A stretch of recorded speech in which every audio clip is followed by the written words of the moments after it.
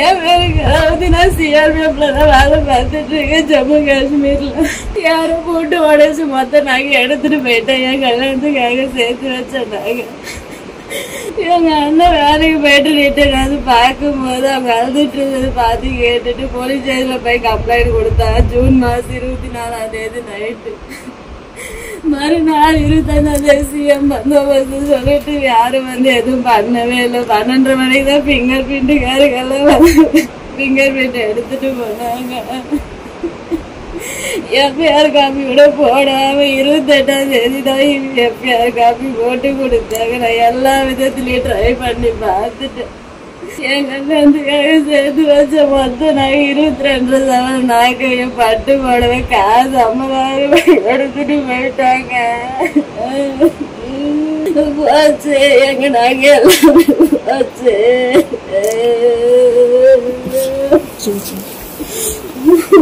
இதுல நாங்க அரசாங்கத்துக்கு ரொம்ப வருடமா வச்சிட்டு இருக்கக்கூடிய கோரிக்கை, இதற்கு முன்னாடி இந்த அரசாங்கத்துக்கிட்டையும் சில ஃபாரம்ஸ் மூலியமா வச்சோம்.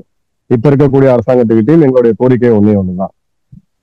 ராணுவத்துல பணிபுரியறவங்க, அதுவும் குறிப்பா நம்ம மாநிலத்துல இருந்து வெளியில போய் பணிபுரியறவங்க, அவங்களுக்கு வீட்டுக்கு வரக்கூடிய தருணம் அப்படின்றது வருடத்துக்கு 1 முறையோ 2 முறையோ தான். மிச்ச நேரத்துல அவங்க எல்லாருமே தேச பணியில இருக்காங்க.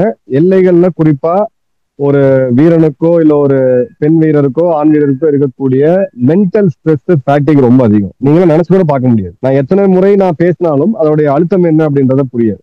ஒரு காவல்துறையில இருக்கக்கூடிய போக்குவரத்து காவல் இருக்கக்கூடிய நம்ம வந்து ஒரு 5-10 நிமிஷம் அந்த சிக்னல்ல இருந்து வேர்த்து பூத்து நம்ம வந்து ஒரு மாதிரி டயர்டாகி என்னடா வெயில் இப்படி இருக்குன்ற இடத்துல அவங்க 8 மணி நேரம் பணி போயிடுறாங்க. அந்த பணி சுமை என்ன நாங்க இருந்து பாக்குறவங்களுக்கு தான் தெரியும். அதே மாதிரி ராணுவத்தினருக்கு, இப்ப காவல்துறையினருக்கு ஒரு நல வாரியம் இருக்கு.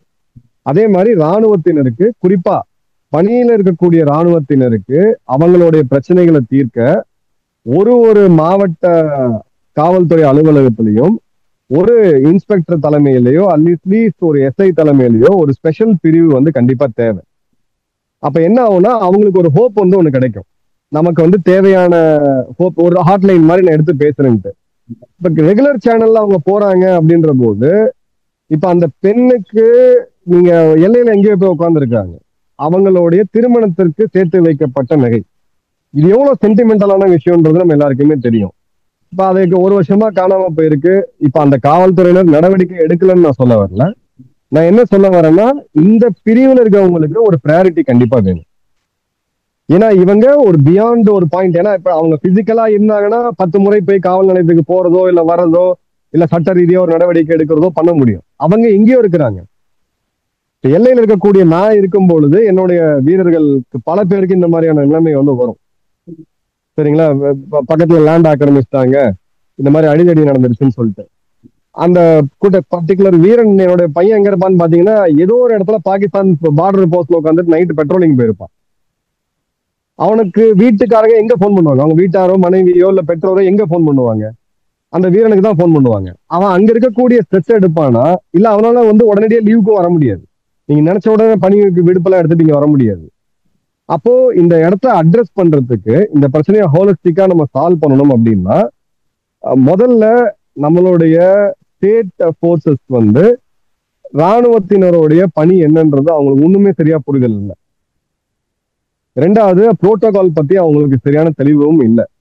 இப்ப யூபியில பாத்தீங்க அப்படின்னா அவங்க கவர்மெண்ட்ல ஒரு தனி ஹெல்ப்லைன் அறிவிச்சிருக்காங்க.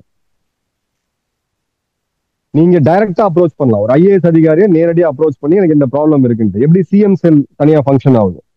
இப்ப கர்நாடகா எடுத்துக்கிட்டீங்கன்னா, முன்னாள் ராணுவ அதிகாரிகள் பல பேர் கர்நாடகால லேட்டரல் என்ட்ரியில போலீஸ் அதிகாரிகளா இருக்காங்க. என்னுடைய நண்பர்களே 2 பேர் பேட்ச்மேட்ஸ் பாத்தீங்கன்னா அதிகாரிகளா இருக்காங்க. அவங்களுக்கு ஒரு வீரனுடைய பிரச்சனை, இப்ப இந்த பெண் வீரருக்கு என்ன மாதிரி பிரச்சனைகள், அவங்க என்ன சொல்ல வராங்கன்றது புரியும். ஸோ ஒண்ணு நம்ம லேட்டரல் என்ட்ரி சிஸ்டம் இருக்கணும். இதுல இருக்கக்கூடிய ஆட்கள் அதை புரிஞ்சுக்கிட்டு அதை கொண்ட நடவடிக்கை எடுக்கலாம். இல்லாட்டி அட்லீஸ்ட் ஒரு மாவட்ட அளவிலேயாவது ஒரே ஒரு செல், ஒரு இன்ஸ்பெக்டர் தலைமையில ஒரு செல் இருந்ததுனாதான் இந்த பிரச்சனை சால்வ் ஆகும். இதோடைய ஆம்பிளிஃபைடு எஃபெக்ட் என்னன்னு பாத்தீங்கன்னா, இப்ப இந்த பிரச்சனை நகை மீட் எடுக்கிறோம், அது ஒரு விஷயம் வச்சுக்கோங்க. அந்த பெண் கதறி அழக்கூடிய ஒரு சூழ்நிலை, வீரர்களுடைய மனநிலை என்னைக்குமே உறுதியா இருக்கும், ஒரு ஆவரேஜ் சராசரி ஒரு மனிதனை விட.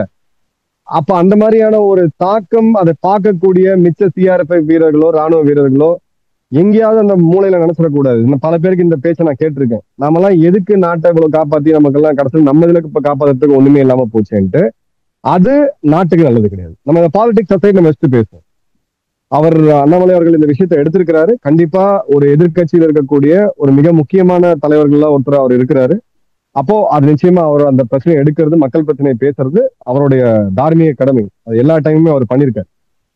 பட் அதே சமயம் இத ஒரு ஹோலிஸ்டிக்கா நம்ம பார்த்து இப்ப இருக்கக்கூடிய அரசாங்கத்துக்கு நம்மளுடைய முதலமைச்சர் அவர்களுக்கு ஒரே ஒரு கோரிக்கை என்னவா இருக்கும்னா, ஒரே ஒரு 2-3 காவல்துறையினர் மாவட்ட லெவல்ல எக்ஸ் சர்வீஸ்மேன் மற்றும் துணை ராணுவ படையினர் இல்ல சரி எக்ஸ் சர்வீஸ்மேன் கூட ஒதுக்கிட்டுருங்க. நீங்க சர்வீஸ்மேன் அட்லீஸ்ட் இருக்கவங்களுக்கு பிரச்சனைகள் இந்த மாதிரி வரும்போது அவங்க நேரடியா தொடர்பு கொள்ளும் போது மேல இருந்து கீழே ஒரு காவல் நிலையத்துக்கு போகுது அப்படின்ற போது அதோடைய தாக்கம் அப்படின்றது வேற மாதிரி இருக்கும். இதுதான் என்னுடைய ஹம்பிள் சப்மிஷன்.